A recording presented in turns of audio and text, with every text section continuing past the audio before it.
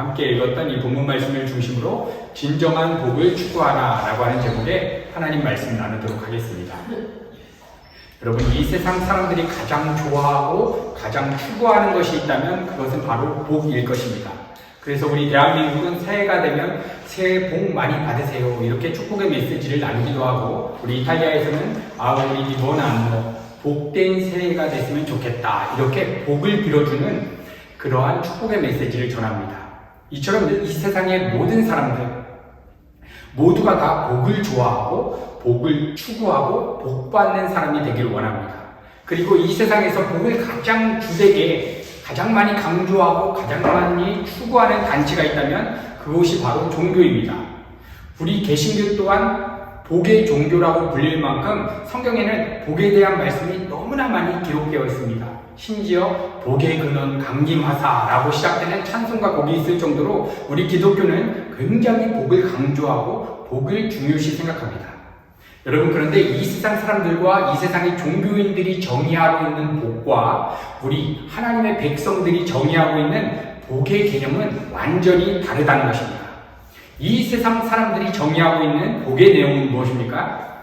이 세상적 가치가 많이 주어지는 것, 내가 원하고 희망하는 대로 삶이 펼쳐지는 것, 건강하게 오래 사는 것, 내 자녀가 형통하고 내 자녀가 성공하는 그러한 자리에 올라가는 것, 이러한 것들을 이 세상 사람들은 복이라고 정의하고 그러한 복을 추구하며 살아갑니다.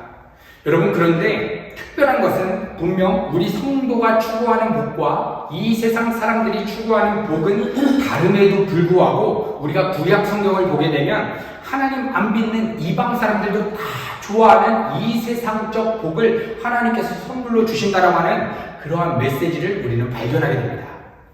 그래서 구약에 제시된 이 세상의 축복, 이것을 예수 그리스도의 십자가와 연결지어서 해석하지 않는다면 구약 성경 가운데 하나님께서 하나님의 말씀에 순종하면 이러이러한 복을 주신다라고 하는 이 세상적 복을 율법주의적으로 받아들이게 되는 것입니다.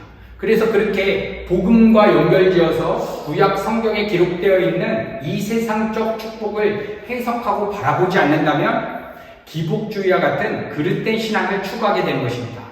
여러분, 구약의 대표적인 축복장은 신명기 28장입니다. 이 말씀을 보면 하나님의 말씀을 잘 준행해서 순종하면 엄청난 축복을 준다라고 하는 메시지가 담겨져 있습니다. 그 축복의 내용을 살펴보니까 높은 지위와 명예, 물질적인 풍요, 건강, 승리, 번영, 엄청난 이 세상적 축복들이 하나님의 말씀을 순종하고 준행하면 주어진다라고 기록되어 있는 것입니다. 이것을 지금식으로 말하면 하는 사업마다 다 대박이 나고 엄청난 재정이 들어오고 대기업 회장 자리에 올라가고 엄청난 정치, 고위, 관직을 얻는 것, 그리고 항상 건강하고 자녀들도 이 세상에서 최고의 엘리트 자리로 승승장구하며 올라가게 되는 것, 이런 것이 구약 신명기 28장의 말씀을 보면 하나님의 말씀에 순종하고 하나님의 말씀을 잘 지켜 행하면 이러한 것들을 복들로 주시겠다고 말씀하고 있습니다. 여러분, 그러면 이 세상적 축복을 왜 하나님께서는 우리에게 주신다라고 말씀하고 있는 것입니까? 신약 성경을 보니까 이러한 축복을 받았다라고 하는 구절은 한 구절도 없습니다. 하나님의 말씀에 순종했더니 핍박과 환난이 있습니다. 예수님께서는 뭐라고 말씀해 주셨냐면 심령이 가난한 것은 복이다, 애통하는 자는 복이 있다, 이렇게 구약 성경과는 완전히 대조가 되고 있는 복을 선포하고 있는 것입니다. 여러분, 그래서 이것을 구약의 축복과 신약의 축복, 이것을 그리스도 예수 안에서 해석되어서 바라보지 않는다면 우리는 이것을 기복주의 신앙으로 바라볼 수밖에 없는 것입니다. 그래서 구약 성경을 제대로 해석하지 않고 이 세상적 축복을 바랬던 거짓 교사들은 1980년대와 90년대 대한민국 교회에 강타하여서 이들은 예수를 잘 믿으면 영혼 구원 받을 것뿐만 아니라 엄청난 재정적인 축복이 주어진다, 자녀가 하는 일마다 다 성공하게 된다, 이렇게 기복적인 그릇된 삶을 갖고 많은 사람들을 미혹했던 것입니다. 여러분, 그런데 한번 생각해 보십시오. 구약의 이 세상적 축복을 받기 위해서는 반드시 조건을 제시해야 하는 것입니다. 그것이 바로 신명기 28장 1절입니다. 내가 내 하나님 여호와의 말씀을 삼가 듣고 내가 오늘날 내가 명하는 그 모든 명령을 지켜 행하면 내 하나님 여호와께서 너를 세계 모든 민족 위에 뛰어나게 하실 것이라. 어떻게 지켜야 한다는 것입니까? 하나님께서 말씀하시는 모든 명령을 지켜 행하면, 이렇게 조건을 제시해야지만 이러한 엄청난 축복을 받는다는 것입니다. 그런데 신명기 28장을 읽어보시면 아시겠지만 하나님의 말씀에 순종하지 못하고 내 마음대로 살아가는 결과는 어떻게 되냐? 하나님께서 말씀하신 축복의 내용보다 3배가 더 넘는 엄청난 저주가 쏟아질 것을 말씀 가운데 제시해주고 있는 것입니다. 여러분, 이것이 바로 율법의 본질적인 기능입니다. 구약 성경을 볼 때 구약 성경은 항상 원인과 조건을 우리에게 제시하라고 하는 것입니다. 축복 받고 싶으면 네가 말씀에 순종해. 어떠한 헌신과 봉사를 네가 투자해. 이게 율법의 원리입니다. 만약 내가 그렇게 조건을 제시하지 못하게 되면 그 엄청난 저주를 받아야 되는 것, 이것이 구약 성경의 틀이고 이게 율법입니다. 첫 번째, 하나님께서 우리 하나님의 백성들에게 주셨던 율법적 기능의 메시지가 무엇이었냐면 선악과 따먹으면 너 종종 죽을 것이다. 안 따먹으면 산다. 조건을 누가 제시하는 것입니까? 인간이 선악과를 안 따먹음으로써 영생을 취하거나 인간이 선악과를 따먹으면서 엄청난 사망의 형벌을 받게 되는 것. 이 틀 자체가 율법입니다. 그런데 은혜는 무엇입니까? 아무런 자격과 조건이 없습니다. 원인을 제공하거나 내가 어떠한 조건을 제시할 만한 그러한 실력이 하나도 없는데 그냥 사랑해 버리시는 것, 그냥 축복해 주시는 것, 그것이 은혜입니다. 그런데 이 구약의 말씀을 은혜로 해석하지 못하고 율법으로 받아들이면 내가 교회생활 열심히 하고 선교가고 목사되고 평생 열심히 신앙생활하면 하나님이 이러이러한 복을 주실 것이다. 이것은 율법의 틀 안에 갇혀있는 것입니다. 이 율법의 틀은 이 세상, 온 세상의 구조의 틀과도 정확하게 일치가 됩니다. 이 세상의 틀은 무엇입니까? 인과율의 논리. 어떠한 원인을 제공을 해야지 결과물이 주어진다. 공부를 열심히 해야지 좋은 성적이 주어진다. 돈을 내야지 물건을 살 수 있다. 이 세상의 틀 자체가 율법적인 틀 안에 있는 것입니다. 그런데 은혜는 나는 아무런 자격과 조건이 없습니다. 나는 하나님의 말씀에 순종할 그러한 실력이 없습니다. 그러한 죄인입니다. 하나님 은혜 베풀어 주세요. 그래서 그냥 거저 은혜를 받는 것, 이것이 은혜입니다. 그러면 이러한 구약의 말씀을 우리가 어떻게 이해하는가? 하나님 믿지 않는 모든 사람들도 다 좋아하는 축복들을 왜 축복으로 제시했을까? 여러분, 여기에는 하나님의 의도가 있고 하나님의 그러한 마음이 있는 것입니다. 하나님께서는 분명 모든 인간이 하나님의 율법을 지키지 못할 것을 알고 계십니까? 못 알고 계십니까? 알고 계십니다. 우리가 구약 성경을 봤지만 이스라엘 백성들은 3000년 동안 하나님의 말씀에 순종하지 못해서 남유다, 북이스라엘로 나눠져서 완전히 멸망하고 말았습니다. 여러분, 그렇다면 다 율법을 지킬 수 없는데 하나님의 말씀에 순종하면 이 세상에 축복을 주시겠다라고 하나님께서 이렇게 말씀하시는 그 의도가 무엇이냐? 그것은 율법의 첫 번째 기능, 인간은 율법을 지킬 수 없는 죄인이라는 것을 깨닫게 하시기 위해서 하나님께서 어떠한 의도 가운데 이 세상적 축복을 제시했던 것입니다. 이 세상적 축복을 제시했더니 이스라엘 백성들이 어떻게 하나님의 말씀을 지켜갔습니까? 하나님을 사랑해서 하나님의 말씀을 지키려고 하는 것이 아니라 이 세상 축복을 사랑하기 때문에 하나님이라고 하는 신, 여호와라고 하는 신에게 치성을 드리면 내가 원하는 이러한 이 세상적 콩고물을 주실 것이다 라고 하는 기대로 율법을 지켰던 것입니다. 그러니까 하나님의 말씀을 가지고도 결국에 이 세상에 썩을 양식을 목적으로 구하는 자신의 죄인됨을 깨닫게 하기 위한 목적으로 하나님께서 구약 성경에서는 특별하게 이 세상적 복을 제시한 것입니다. 그리고 두 번째, 그렇게 죄인임을 깨닫게 함과 동시에 그 율법은 그리스도 예수께로 인도하는 몽학 선생의 역할을 하는 것입니다.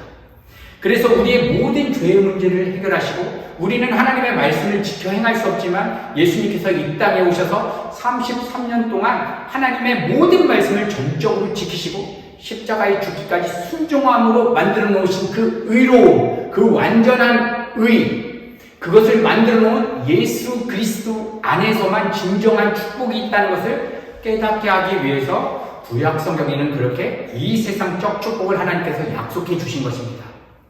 여러분, 구약에 나와 있는 이 세상적 축복은 진정한 축복이 아니라 그리스도 예수 안에서 누리는 그 하늘의 신령한 축복을 예표하고 있었던 것입니다. 그래서 신약에 오니까 복의 내용이 완전히 바뀌어져서 예수님께서 말씀하십니다. 심령이 가난한 자는 복이 있다. 애통하는 자가 복이 있다. 의에 줄이고 목마른 자가 복이 있다. 여러분, 이렇게 구약에 제시됐던 그 실체는 예수 안에만 진정한 복이 있다는 것을 예표적으로 보여주고 있는 것입니다. 그래서 우리가 구약 성경을 이해할 때는 항상 예수 그리스도의 십자가 사건과 신약 사건과 연결지어서 그것을 해석하지 않는다면 우리는 이 말씀을 그릇된 가치로 이해할 수밖에 없는 것입니다. 특별히 오늘 본문 말씀은 하나님께서 주시는 진정한 축복의 내용이 무엇인지 너무나 상세하게 묘사해서 말씀해주고 있습니다. 오늘 시편 128편은 총 6구절로 되어 있는데 복이라는 말이 4번이나 반복되었습니다. 오늘 본문 내용을 한마디로 딱 요약하면 여호와를 경외하는 자마다 복을 얻게 될 것이다. 여호와를 경외하면 복될 것이다 라고 하는 그러한 메시지입니다. 오늘 본문의 저자는 누군지는 명확히 알 수 없으나 역사적으로는 이스라엘의 포로 귀환 뒤에 지어진 그러한 시로서 성전을 향해서 올라가는 순례자들의 그러한 노래입니다. 여러분, 성전은 하나님의 임재가 있는 것. 분명 하나님께서는 온 천지 만물 가운데 무소보재하시지만 구약에서는 특별하게 하나님께서 성전을 정하셔서 인격 대 인격으로 하나님을 만나는 그런 공간적인 장소를 정해주셨습니다. 그곳이 성전입니다. 이 성전이 예표하고 있었던 것은 예수 그리스도의 그 은혜로만 우리가 하나님을 만날 수 있다. 성전 안에서는 번제가 일어났습니다. 번제는 무엇을 의미하냐? 하나님보다 이 세상을 사랑했던 내가 번제단에서 죽어가고 있는 양과 나는 함께 죽는다라고 하는 의미가 번제의 의미고 그것이 성전의 본질적인 의미입니다. 그러니까 성전의 본질적인 의미는 예수 그리스도의 십자가 사건만이 하나님의 임재를 경험하는 유일한 길이 된다는 것을 보여주는 것입니다. 이렇게 시편 기자는 하나님을 인격적으로 만날 수 있는 성전을 향해서 걸어가면서 이 노래를 시작합니다. 시편 128편 1절 여호와를 경외하며 그의 길을 걷는 자마다 복이 있도다. 여러분, 여기서 여호와를 경외한다라고 하는 단어가 등장합니다. 여호와를 경외하는 것은 도대체 무엇일까? 참 추상적인 것 같이 느껴집니다. 하나님의 임재, 자비하심, 선하심, 경외함, 은혜, 정말 우리의 마음에 쏙 와닿는 그러한 단어는 아닙니다. 여호와를 경외한다는 것은 실질적으로 무엇인가? 하나님의 주권과 영광을 인정하는 그러한 하나님의 백성이 가지는 거룩한 두려움, 곧 경건한 공경심을 말합니다. 여기까지 정리해도 확 마음에 와닿지 않습니다. 여러분, 우리의 마음은 하나님이 임재하실 수 있는, 하나님이 들어가실 수 있는 사이즈의 크기로 창조가 되었습니다. 그러니까 우리의 마음의 크기는 온 우주를 다 담아도 채울 수가 없습니다. 왜냐하면 하나님이 임재하시는 하나님 사이즈로 창조되었기 때문에. 그런데 아담과 하와가 선악과를 따먹고 하나님이 채우고 있었던 인간의 마음 가운데서 하나님이 빠져나가신 것입니다. 그러니까 우리는 태어날 때마다 엄청난 공허감을 가지고 모든 인간은 태어납니다. 이 엄청난 자신의 공허감을 이 세상적 가치로 채울 수 없을 때 느껴지는 정서적인 감정, 이것이 곧 두려움입니다. 그러니까 우리가 하나님을 경외한다는 것은 우리의 마음이 하나님만이 채울 수가 있는데 하나님이 없으면 난 죽겠습니다. 하나님이 날 채워주지 않으면 내 공허한 마음 그 어떤 누구도 채울 수 없습니다. 하나님 나를 채워주시옵소서 하는 그 간절한 마음의 상태, 그것이 바로 하나님을 경외한다라고 하는 의미입니다. 여러분, 아브라함에게는 독자 이삭, 100세에 얻었던 독자 이삭이 자신의 경외의 대상이 될 뻔했습니다. 그런데 하나님의 명령에 따라 이삭을 죽이라고 했을 때 아브라함은 선택의 길을 했었습니다. 이삭을 죽일 것인가? 아니면 하나님의 말씀에 불순종하고 이삭을 살릴 것인가? 창세기 22장 12절 내가 내 아들 내 독자까지도 내게 아끼지 아니하였으니 내가 이제야 내가 하나님을 경외하는 줄을 아노라. 하나님께서 아브라함에게 말씀하는 것입니다. 너 독자 이삭을 나에게 바쳤구나. 이때 비로소 네가 나를 경외한 줄을 내가 알았다. 여러분 100세 얻은 이삭은 무엇을 상징하냐면 나에게 있어서 가장 소중하게 여겨지는 대상, 나로 하여금 지금 숨을 쉬게 하고 살게 하는 그 대상이 누구신지 여러분도 한번 생각해 보십시오. 그 환경이 될 수도 있고 어떠한 인간관계가 될 수도 있고 어떠한 물건이 될 수도 있습니다. 그런데 하나님을 경외하기 위해서는 반드시 우리의 마음 가운데에서 그것을 제거해야 된다는 것입니다. 아브라함은 기로에 섰습니다. 아들 독자를 경외할 것인가? 하나님을 경외할 것인가? 아들을 죽이지 않으면 자신의 마음을 왕의 자리에 하나님을 잃어버리게 됩니다. 그런데 하나님을 경외하면 자기가 정말 사랑하는 독자 이삭을 잃어버리게 됩니다. 그럼에도 불구하고 아브라함은 고백하는 것입니다. 하나님, 내 아들 없어도 나 하나님 없으면 살아갈 수가 없습니다. 하나님이 내 마음의 왕자에서 잃으면 나는 죽을 것 같습니다. 여러분, 이것이 하나님을 경외해야 한다라고 하는 의미입니다. 이 경외하는 마음을 가진 자에게 주어지는 축복의 내용이 무엇이냐? 오늘 본문 말씀 2절은 이렇게 선포합니다. 내가 내 손이 수고한 대로 먹을 것이라. 내가 복되고 형통하리로다. 여러분, 근데 한번 생각해 보십시오. 내 손이 수고한 대로 먹고 내가 열심히 일하는 대로 그러한 열매를 얻는 것, 이거는 여호와를 경외하지 않는 이 세상 사람들도 다 누리는 것 아닙니까? 하나님께서 주신 일반 은총으로서 열심히 일하는 사람은 그 수고의 열매를 먹는 것이고, 특별한 경우를 제외하고서는 일반적으로 열심히 성실하게 돈을 벌면 그래도 어느 정도의 돈은 벌게 되는 것이고, 열심히 공부하면 어느 정도의 성적은 거두게 되는 것이 일반적인 원리입니다. 그런데 하나님께서 여호와를 경외하는 자에게 이런 축복을 주신다라고 말씀하는 이유가 무엇이냐면, 그것은 오늘 본문 메시지의 배경을 살펴보면 그 본질적인 의미를 우리가 이해할 수 있을 것 같습니다. 오늘 본문 말씀의 배경은 이스라엘 백성 나라가 이제 망하고 포로로 잡혀갔던 이들이 이제 다시 귀환하게 된 그러한 상황입니다. 집도 잃었습니다. 농사 짓던 땅도 다 잃었습니다. 여러분, 이 땅은 하나님께서 가나안 땅으로, 약속의 땅으로 약속해 주셨던 그러한 땅이었습니다. 그런데 이제 포로 귀환으로 다시 고국으로 돌아와 보니까 이방 사람들이 다 모든 것들을 다 약탈해버리고 다 가져간 것입니다. 이제 이방인들의 손에 그러한 삶의 터전이 다 넘어갔습니다. 그리고 돌아와서 다시 나라를 세우려고 했지만 아무것도 없는 것입니다. 예루살렘 성벽을 쌓아서 방어한다고 하지만 변방 지역에서 살았던 사람들은 끊임없이 이방 민족과의 그런 갈등을 겪고 약탈의 두려움에 시달릴 수밖에 없었습니다. 농사를 짓는다고 하지만 농사의 수확을, 열매를 얻을 때쯤 되면 이방 민족들이 와서 그것들을 다 약탈해 가는 것입니다. 그런데 오늘 시편 기자는 그러한 이스라엘 백성들 향해서 이렇게 선포하는 것입니다. 여호와를 경외하라. 지금 내 삶의 터전이 다 완전히 망가져 있고 내가 열심히 읽어가고 있는 그러한 열매 소산들을 이방 민족들이 다 가져가는데 여호와를 경외하라고 하는 의미는 무엇입니까? 너희들의 삶의 피로들, 재정의 어려움, 사업의 어려움, 인간관계의 어려움, 네가 그토록 지키고 싶었던 이 세상의 가치들을 잃어버릴 것을 경외하고 두려워할 것이 아니라 하나님 자신을 너희들의 마음의 왕의 자리에서 약탈당할 것을 두려워하라고 선포하고 있는 것입니다. 그러니까 오늘 본문 말씀의 주제는 여호와를 경외하며 수고한 대로 축복을 받을 것이다 라고 하는 것이 본질적인 주제가 아니라 너희들의 삶에 농산물 없음을 두려워할 것인지, 재정 없음을 두려워할 것인지, 사업에 어려움이 올 것을 두려워할 것인지, 너희들의 삶 속에 하나님을 잃을 것을 두려워할 것인지 결정하라는 것입니다. 왜냐? 이 세상 문제를 걱정하고 두려워하는 순간 반드시 하나님은 그 사람의 마음의 왕의 자리에서 사라지게 되는 것입니다. 왜냐하면 그 마음의 왕의 자리에 그 사람의 생각과 마음을 지배하는 자리에 이미 재정 문제, 사업 문제, 인생의 어려움이 그 생각과 마음을 지배하고 있습니다. 이때 선포하는 것입니다. 여호와를 경외해라.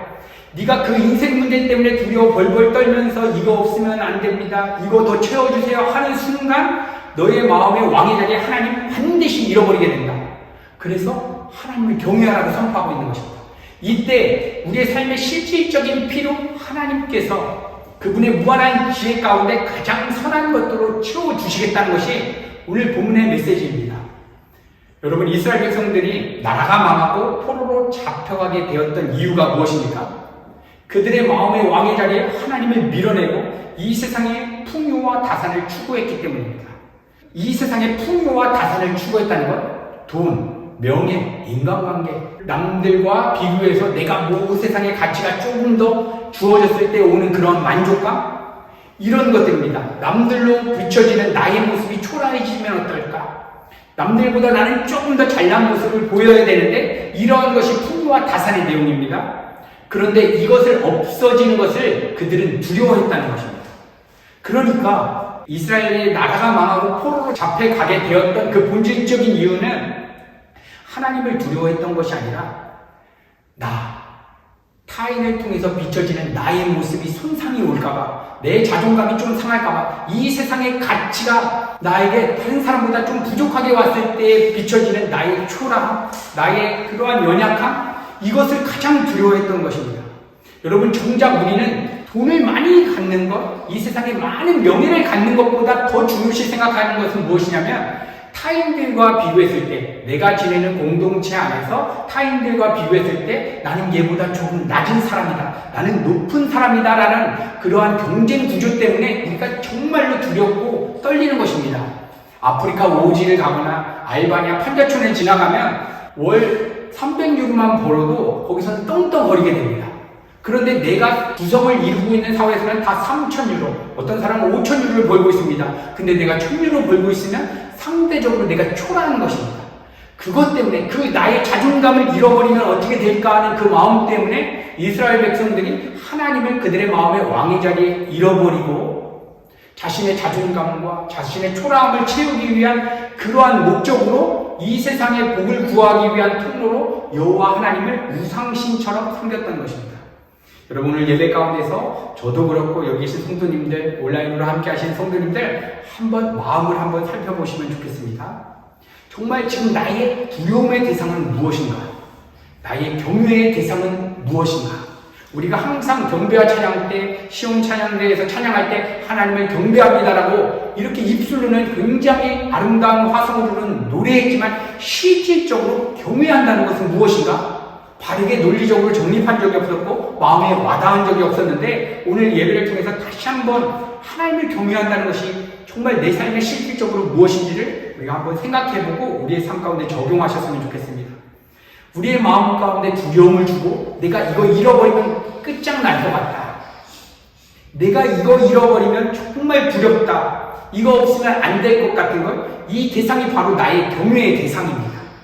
만약 오늘 이 경외의 대상이 하나님이 아니라 이 세상의 대상과 여러 가지 가치들이 들어왔다면 오늘 예배를 통해서 우리의 마음의 경외의 대상을 하나님으로 바꾸게 되는 그러한 은혜가 있기를 간절히 소망합니다. 그리고 이어서 오늘 시인은 여호와를 경외할 때 주어지는 축복의 내용에 대해서 이렇게 선포합니다. 내 집 안방에 있는 내 아내는 결실한 포도나무 같으며 내 식탁에 둘러싸여 앉은 자식들은 어린 감람나무 같으리로다. 여러분, 이렇게 사랑하는 가족들과 밥상에 둘러앉아서 행복하게 웃으면서 식사하는 모습 얼마나 행복합니까? 우리는 코로나라고 하는 시간을 지나면서 이러한 것들이 참 그리웠던 것 같습니다. 은혜가족 공동체 전체가 모여서 식사하고 즐거웠던 그러한 모습들, 저 또한 코로나 시간 동안 3년 동안 한국에 방문하지 못하게 되면서 가장 마음속에 정말 그리웠던 것, 온 가족이 모여서 함께 즐겁게 웃으면서 식사 한 끼 나누는 것. 그런데 포로 생활을 경험했던 이스라엘 백성들이 가장 두려워했던 게 바로 이것이라는 것입니다. 가정. 왜냐하면 전쟁에서 지게 되면 제일 먼저 빼앗기는 게 아내입니다. 그리고 자녀들은 다 죽임당하게 됩니다. 그래서 변방에 살고 있었던 이스라엘 백성들이 귀환하고 이제 이방 민족에게 이제 대항할 수 있는 그러한 힘이 없기 때문에 가족을 잃으면 어떻게 될까? 아내와 자녀를 빼앗기면 어떻게 될까? 행복하게 식사 나누었던 그러한 식탁에 그러한 교제가 사라지면 어떻게 될까? 그것을 가장 두려워했다는 것입니다. 그러니까 그들이 하나님을 두려워했던 것이 아니라 이 세상에서 나의 즐거움, 나라고 하는 존재가 채우고 있었던 그러한 인간적인 관계를 가장 두려워하고 있었던 것입니다. 그런데 우리 주님께서는 뭐라고 얘기하십니까? 나를 따르려거든 부모, 자녀, 인간관계 모든 것, 너의 삶에 가장 살처럼 느껴지는 모든 것들을 다 부인하고 다 잘라내지 않고는 나를 따를 수 없다라고 얘기했습니다. 여러분, 그러니까 우리가 하나님을 경외한다는 것은 하나님 이외에 그 어떤 아름다워 보이고 선해 보이는 인간관계든 가족관계든 두려움의 대상으로는 오면 안 된다는 것입니다. 왜냐? 코로나라고 하는 기간, 이러한 가족들이 행복하게 식사를 못하게 하는 그러한 상황도 하나님께서 우리 하나님의 백성들의 거룩의 유익이 되게끔 하시기 위해서 하나님께서 의도적으로 도입하신 것입니다. 그런데 이것을 정작 두려워하면서 하나님, 내가 원하는 이러한 인간관계, 내가 추구했던 그러한 행복 다시 회복시켜주세요. 우리가 그렇게 기도한다면 그 사람의 심중에는 하나님을 두려워하는 것이 아니라 이 세상을 두려워하고 이 세상을 경외하기 때문입니다. 여러분, 우리가 정말 하나님을 믿는다는 것은 무엇인가? 단순히 하나님께서 이 온 천지만물을 창조하시고 지금도 살아계신다는 사실을 지적으로 동의하고 이해하고 받아들이는 것. 여러분, 이것은 하나님을 믿는 것입니까? 아니면 그냥 지적인 동의에서 끝나는 것입니까? 이러한 믿음은 성경을 보니까 마귀에게도 있다고 합니다. 여러분, 마귀는 하나님이 창조주시라는 사실을 그 누구보다도 잘 알고 있습니다. 자기의 결국이 어떻게 될지도 마귀는 알고 있습니다. 마귀는 예수님께서 이 땅에 죄 있는 모양의 육신을 입고 모든 하나님의 백성들의 죄를 다 대속하시고 십자가에 죽으시고 다시 부활하셔서 승리하실 것이라고 하는 그 십자가 사건도 마귀는 알고 있습니다. 그런데 우리는 예수님을 믿고 하나님을 믿는다고 할 때, 하나님이 이 세상을 다 창조하셨대, 내 죄를 다 용서해 주셨대, 그거 나 믿어. 여기에서 끝난다면 이 믿음 또한 마귀도 가지고 있다라고 성경은 증언하고 있는 것입니다. 그렇다면 하나님을 정말 믿는다는 것은 무엇이냐? 내 인생의 주인의 자리를 완전히 바꿔버리는 것입니다. 마귀가 못하는 것, 자신의 인생의 주인 되어서 살아가는 그 주권을 포기하지 못하는 것이 마귀가 못하는 것입니다. 모든 것은 다 합니다. 하나님은 전지전능하시다. 하나님의 주권대로 이 온 천지만물은 다 주관하시고 섭리해 간다. 나의 결국은 지옥불의 땔감이 될 것이다. 마귀는 다 알고 있습니다. 그런데 못하는 것, 그 하나님을 자신의 인생의 주인으로는 모셔드리지 못하는 것, 하나님을 사랑하지는 못하는 것입니다. 그렇다면 우리가 하나님을 믿는다는 것은 내 인생의 주인을 바꾸는 작업입니다. 지금까지 내가 주인 되어서 살아갔던 나라고 하는 그 자아를 부인하고 이제 하나님은 내 인생의 주인이십니다. 하나님을 진정으로 믿기 전에 내 가정, 내 재정, 내 인간관계, 내 몸, 내 마음, 이것의 주인은 바로 나였습니다. 그런데 하나님을 믿는 순간 이러한 모든 것의 주인이 하나님 것으로 다 차압이 됩니다. 그렇기 때문에 우리가 하나님을 믿을 때 우리의 삶에 일어나는 재정의 어려움, 사업의 어려움, 인간관계의 어려움, 이거 누가 고민하고 누가 염려해야 되는 것입니까? 주인이 하는 것입니다. 주인. 근데 내가 걱정하고 내가 염려하고 있다면 그것은 여전히 내가 내 인생의 주인 되어서 살아가고 있다라고 하는 증거가 되는 것입니다. 여러분, 이때 내가 내 인생의 주인 되어서 살아갈 때 경험하게 되는 가장 큰 저주는 무엇이냐면 재정을 빼앗기는 것도 아니고 내 인생이 내가 원하는 대로 펼쳐지지 않는 것도 아니고 이 세상의 가치가 사라지는 것도 아니고 우리의 마음의 왕의 자리에 나의 생각과 마음을 지배하는 왕의 자리에 하나님을 상실하게 되는 거예요. 여러분, 이것이 하나님의 백성들이 독특하게 경험하게 되는 고난이고 이 세상적 저주입니다. 하나님 나라의 관점으로 봤을 때 가장 큰 저주는 무엇입니까? 하나님을 내 주인의 자리에서 놓쳐버리는 것입니다.